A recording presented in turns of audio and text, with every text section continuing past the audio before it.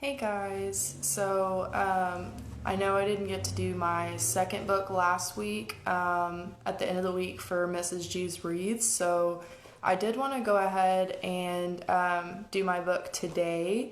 So I will not have one on Tuesday, but I'm going to do my shorter one today, and then I'll have the next one be on Thursday like usual.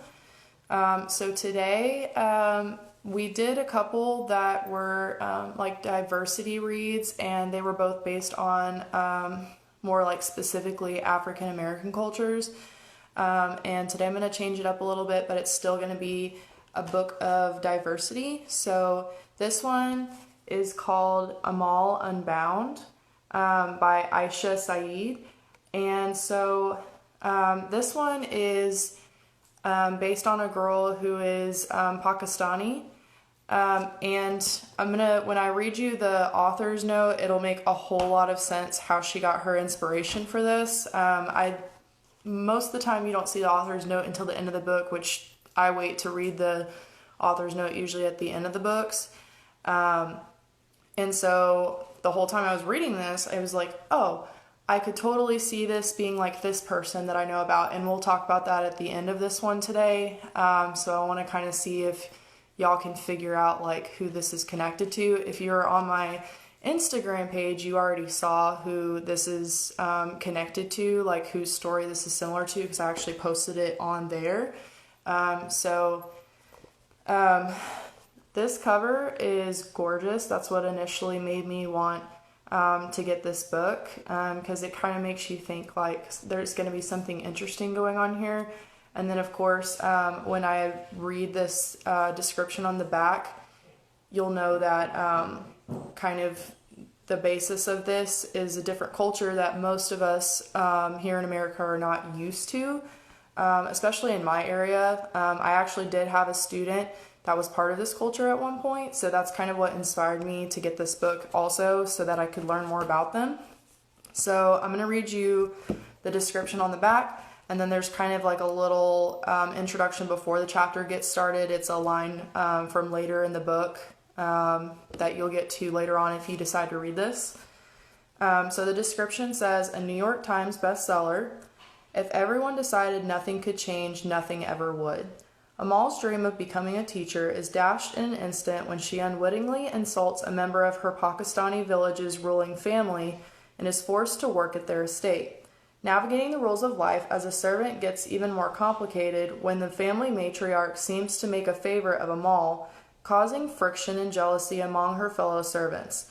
More troubling, though, is Amal's increasing awareness of the deadly measures the Khan family will resort in order to protect their interests, and her growing realization that she will have to find a way to work with the others if they're ever going to break the system that oppresses them. And I'm going to read the two quotes that are on here too from some well-known authors, because I feel like it gives a really good description of why you should read this book. Jacqueline Woodson, who's the author of Brown Girl Dreaming, which is another one that I'm going to look at with you guys later. She says, a beautiful and moving story about indentured servitude, economic class, family resistance, and ultimately freedom. Amal's story and the many people we meet in it are so thoughtfully and deeply rendered, I remain haunted by their struggles and changed by their journeys.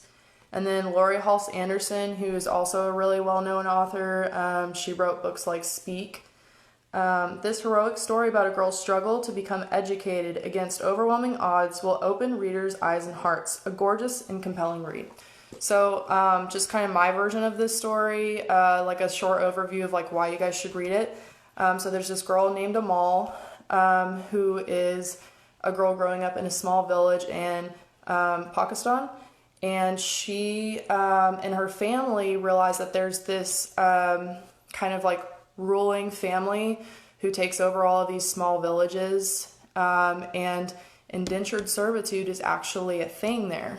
And she says at the end of the book that this is actually a problem worldwide, that some places even today deal with the problem of indentured servitude, where it makes the people in these small villages feel like they don't have very much freedom. And then specifically, of course, in this culture, kind of like that difference between a male and female experience. Females generally would be the ones expected to kind of like do those normal female roles of like the mother and the one who takes care of the family and who takes care of the things at the house. And Amal's dream is to become a teacher one day, and she's an excellent student at this school that her parents let her go to, but an experience in this book changes her circumstances and makes her have to kind of stay at home and not be able to go to school. And then in that, she ends up making a mistake with that ruling family who's in charge of her village, and then she becomes an indentured servant for him as punishment. So it's really interesting. There's not a lot of books out there like this for young readers, and so I think it's really important for like for me, obviously I'd be teaching it to my students, but I think it's important for anybody to see like there's this other culture out there, one that most people, like at least that I know, don't know much about. So I'm going to start off with the beginning description before it goes into the chapter. It's just a quick scene from later in the book. I kissed Lubna. I hugged my mother one last time. I had hardly ever stepped outside my home without someone by my side. Now I was leaving alone. A gray-haired man in an ill-fitting suit was at the door. I followed him towards the waiting black vehicle. I opened the door and sat inside. So many firsts. My first time in a car. My first time feeling cool air pressing against my face. My first time saying goodbye to everything I had ever known. So that's the start of it. And then her dedication is to her first teachers. So she's very influenced by education in this, which is good for people to see like how education is highly valued in other cultures who don't necessarily get a free education like we do. All right, so I'm actually going to read the first 3 chapters because this book has very, very short chapters. I think there's like somewhere between 40 and 50 chapters total. So the first 3 chapters together are like 14 pages long. So I'm going to read the first 3, and that'll give us good context to start out the book and let you know whether you'd be interested in reading this or not. Chapter 1. I watched from the window as the boys tumbled out of the brick schoolhouse across the field from us. Our class was running over. Again. Girls shifted in their seats and sneaked glances at the clock above the chalkboard. My friend Hafsa sighed. And finally, I have some bad news, Miss Sadia told us. She picked up a stack of papers from her desk. I finished grading your math tests. Only 5 of you passed. The class let out a collective groan. Now, she hushed us. This just means we have more work to do. We'll go over it tomorrow and take another test next week. Those questions were hard, my younger sister Seema whispered to me. We lined up by the chalkboard at the front of the class to get our tests. I should have stayed with the younger class until fall. Oh, come on, you know you probably passed, I whispered back. When have you ever failed an exam? Seema tugged at her sleeves as she walked up to Miss Sadia. It was only in the arms that you could see my old uniform was too big on her. Miss Sadia handed Seema the paper. As expected, Seema's worried expression shifted to a smile. Her steps were lighter before she slipped out of the classroom. I'm sorry I can't help today, I told Miss Sadia once the room was empty. This was my favorite part of the day, when everyone left and it was just the 2 of us. The building felt like it had exhaled, expanding a little bit without all 34 of us crammed into a desk, filling up nearly every square inch of space. My mother is in bed again. Is the baby almost here? Yes, so my father said I have to come home and watch my sisters. I'll miss your help, Amal, but he's right. Family comes first. I knew helping family was what a good eldest daughter did. But this time after school with Miss Sadia wasn't just fun, it was important. I wanted to be a teacher when I grew up, and who better to learn from the best teacher I ever had. I loved washing the chalkboards, sweeping the floor, and hearing stories of her college days. I loved watching her go over the lessons and then rework them based on what worked and didn't the day before. I'd learned so much from watching her. How could my father not understand? I could still use your help with the poetry unit next week, she told me. Some of the students are grumbling about it. Think you could convince Hafsa to give it a chance? You know how she rallies the others to her side. She'll listen to you. I don't think she minds reading the poems. Writing them makes her nervous. You'd think everyone would be happy to write poetry. It's shorter than an essay. It's different. The great poets like Ghalib, Rumi, Iqbal, They had things to say. And don't you have things to say? What would I write about? I laughed. My little sisters? My father's sugarcane fields and orange groves? I love reading poems, but there's nothing really for me to write about. Our life is boring. That's not true. Write about what you see. Write about your dreams. Pakistan was founded by the dreams of poets. Aren't we of the same earth? Miss Sadia's dramatic way of talking was one of the reasons I loved her, but I wasn't convinced. It's not that I wasn't proud of my family and our life. I was lucky to belong to one of the most prosperous families in our Punjabi village, but it didn't change the fact that I lived in a village so tiny it didn't even register as a dot on a map. But I promised I'd talk to Hafsa. This is not what I now remember most about my last afternoon at school. The smell of a dusty chalkboard, the sound of the students lingering outside the door, and, mostly, how easily I took my ordinary life for granted. Chapter 2. I raced down the school's gravel walkway to catch up to Seema and Hafsa. The sun blazed overhead, warming my chador and my hair beneath it. I'm buying Miss Sadia one of those bells I see on TV. You know, the kind that rings when class is over, Hafsa grumbled. She doesn't always keep us late, I protested. Remember last week, Hafsa said? How she went on and on about constellations? By the time I got home, my brothers were out of their school clothes and halfway through their homework. But wasn't it interesting, I asked? The way the night stars help us when we're lost and tell all sorts of different stories? Why do I need to know about connecting the dots in the sky? I want to be the first doctor in my family, not the first astronaut, Hafsa said. Hafsa and I had been friends for so long, I couldn't remember a time I didn't know her. But when she talked like this, I didn't understand her at all. Unlike Hafsa, I wanted to know everything there was to know. How fast did airplanes fly? Why did some leave whiffs of clouds in their wake and others didn't? Where did ladybugs go when the rain came hard and fast? What was it like to walk through the streets of Paris, or New York, or Karachi? There was so much I didn't know that even if I spent my whole life trying, I knew I could only learn a small percentage of it. How's your mom? Hafsa asked. My mother said her back is hurting. It's gotten worse, I told her. She couldn't get out of bed yesterday. My mother said that's a good sign. Backaches mean a boy, Hafsa said. I know that would make your parents happy. It would be fun to have a brother, I said. There it is. Look at the door, Hafsa said when we turned the bend towards our homes. She pointed to the building that had appeared next to our village mosque. A structure had emerged quite like this before with no explanation.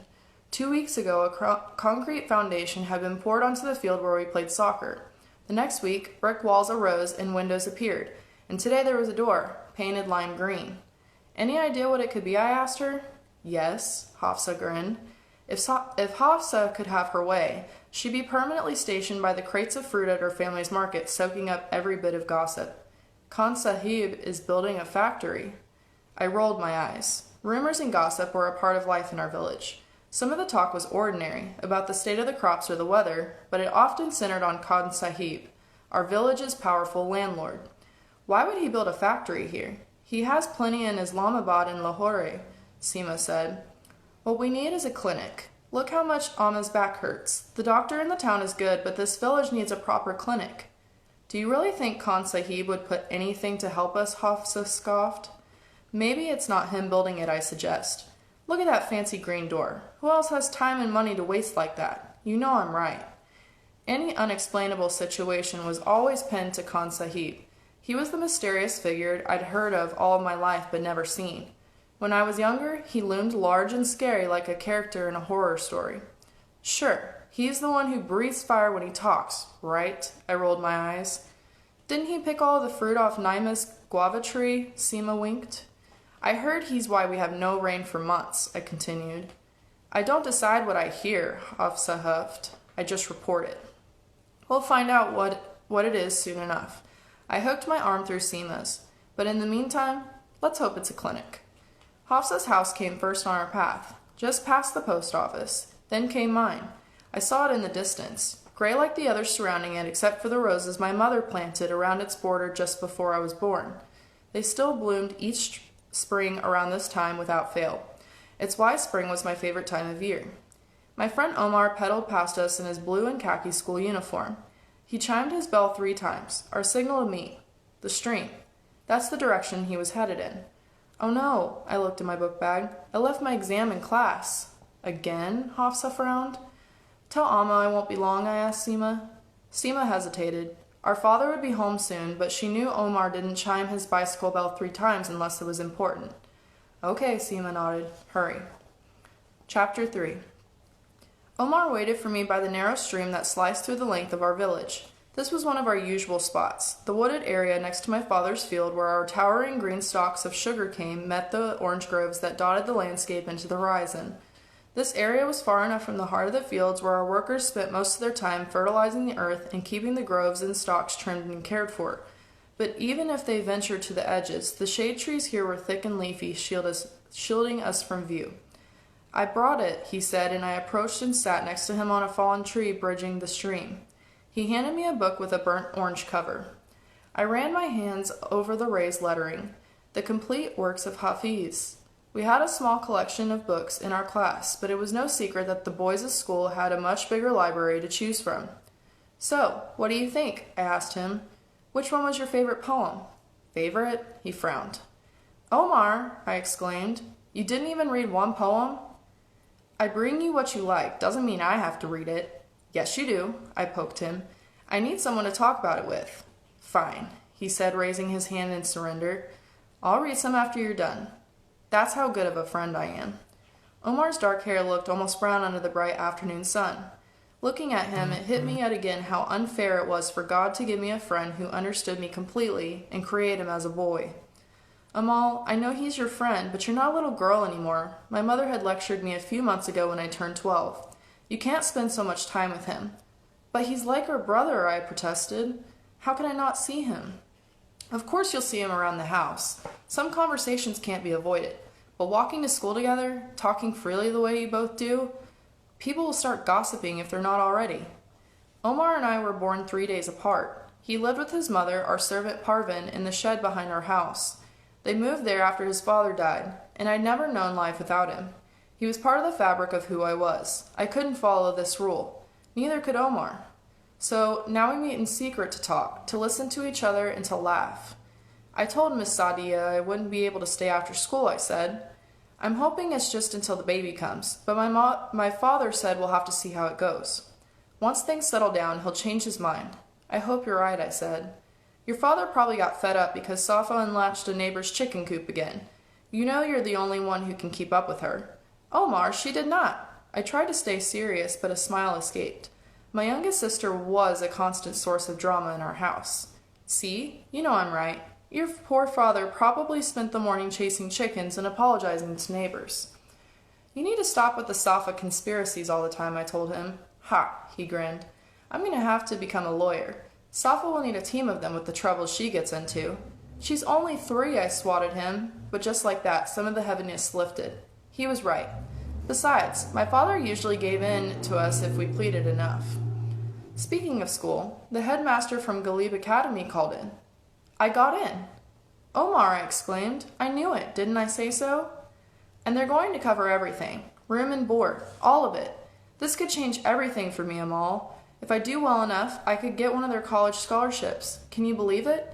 Maybe I'll even get my mother her own house one day. I hugged him. Omar had been attending the school across from mine, but Galib was one of the best schools around. A boys' boarding school a few towns over. Attending it was a lucky break for a servant's son like Omar. He was right. It could truly change everything for him. I wonder what the library there is like, I said. That was fast, he laughed. Can I settle into the school first before you have me hunting down books for you? No way, I said. But I bet they'll have more books than both of our classrooms combined. And Hafsa told me some boarding schools have cafeterias with all the food you can eat and televisions in all the bedrooms. I don't know about that, he said. But they do have an after-school chess club and a debate team. And the dorm has a computer lab we can use in our spare time. The only thing is, I'll have to share a room with another student. Maybe even 2 students. Do you know who they'll be? No. I'll meet them when I go there for orientation weekend. But it'll be strange living with people I don't know. Hafsa's already staked her claim on me to be roommate with her when we go to college someday. Well, at least with Hafsa as a roommate, you'll be up to date on all the inside information about everyone and everything on campus. That's definitely a plus, I laughed. The clink of glass bracelets shattered our solitude. It was Seema. She ran toward us, her feet bare. Come quick, she said with gasps of breath. The baby is coming. All right. So that's the first 3 chapters of this book. I did say it was a really short read, and it is. It's about 226 pages. So I spread this out a little bit at a time, but once I got about like a little bit before halfway through the book, I really, really wanted to finish it. So it's actually really quick to finish in a short amount of time. And it was just really interesting, like some things about the culture that I didn't know about, you learn so much about through here. There's so many things that I had to look up throughout, just like small things, like things that they ate, names of the people. So it is really a good insight into this culture that most people that I know don't know a lot about. So that is definitely a reason to read it, but I am also going to finish off with the author's note. So the author's name being Aisha Saeed, because I feel like this is the most important reason why people should read this book. So most of you guys know about a young woman named Malala, and so that is actually her inspiration for writing this book. She saw some of the problems that were affecting her. Most of y'all know what the biggest issue for her was, and it covers that in here. And then she'll tell you why that translates into our world today and why she feels like this book is important for us to read. In 2012, Malala Yousafzai was on her way home from school in the Swat Valley region of Pakistan when she was shot at point-blank range. Her crime? Malala wanted an education. She regularly spoke out against people who opposed her right to do so. When Malala was attacked, people from around the world stopped and paid attention. When she recovered, they rooted for her as she renewed her quest for an education, not just for herself, but for all girls. Malala continues to embody what it means to be a strong girl. She builds schools, advocates against violence, and is the youngest recipient of the Nobel Peace Prize. Children around the world know her story. Malala is truly brave, but even she acknowledges that she is one of the many young people all over the world who fight for what they believe in, who do the right thing even when it's difficult, even when the risks are overwhelming. Most of these people will never get a headline in the newspaper. We will never know who they are, and sadly, most of them will never get the type of happy ending that Malala has. But they're still brave and courageous and are worthy of respect, whether a spotlight shines on them or not. Amal is a fictional character, but she represents countless other girls in Pakistan and around the world who take a stand against inequality and fight for justice in often unrecognized but important ways. We don't have to make headlines to help change the world for the better. Everything we do in our communities and beyond to impart good is important and matters. The issue of indentured servitude covered in this book is a global problem affecting millions of people, including in the United States.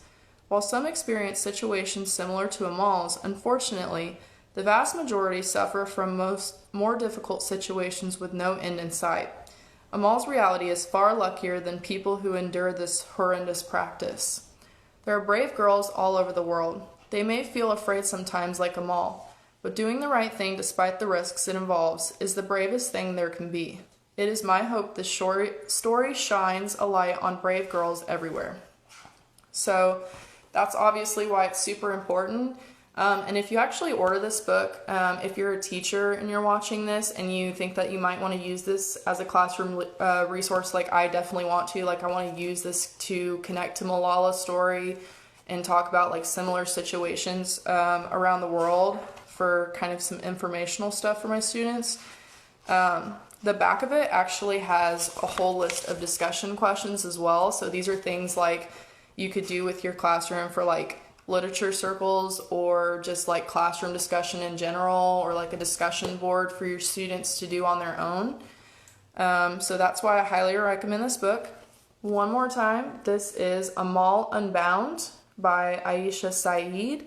I hope you enjoyed this book, and I hope you actually read this book because, like I said, it's very, very important for us to read, especially when we're telling our students and any other young people why it's so important that they get an education, and people around the world are actually fighting for their right to have an education, especially young women. So let me know if there's any other books that you guys saw that was a connection to this book, or any other resources that go along with this book, because I'd love to see them, because I'm definitely going to make this a classroom resource. And then just reminding which books I have left for the story. For the next one here's my smaller ones. So these are the ones that I'm probably going to cover in the next couple of weeks. And then I also have these books as well that are all part of my diversity reads, and these are a little bit longer books. And then these are two that I'm going to cover towards the very end, because they're more fictional stories, like fantasy stories, but it's important to still cover them because they're still written by African American authors and things like that. So let me know in the comments or message which book you'd like to see next out of the ones that I have, or you can let me know one that you've actually found on your own. And I will see you guys next time on Thursday. All right, bye.